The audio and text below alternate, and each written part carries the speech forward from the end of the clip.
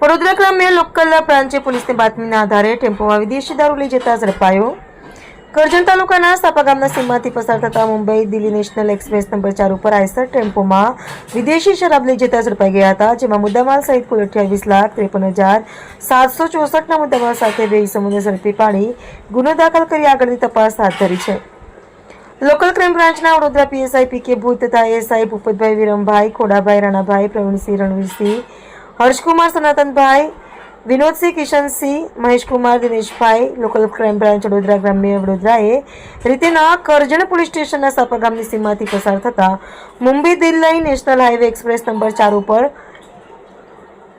મુંબઈથી દિલ્હી જતી ટ્રેક ઉપર આવેલા ઉપરથી આઈસર નંબર MH15ZW3074માં વગર પાસ પરમિટનો ભારતીય બનાવટના વિદેશી દારૂની પેટી નંગ 316 જેમાં કુલ બોટલ 7,584ની પકડી પાડવામાં આવી છે અને કુલ કિંમત ₹28,53,764ના મુદ્દામાલ સાથે અર્જુન રામજીત બિંદ રહે સેકાઈ ગામ તાલુકો શાહગંજ જિલ્લો જોનપુર થાણા સરપાતપુર ઉત્તર પ્રદેશને પકડી પાડવામાં આવેલો છે અને વધુ તપાસ પોલીસે હાથ ધરી છે।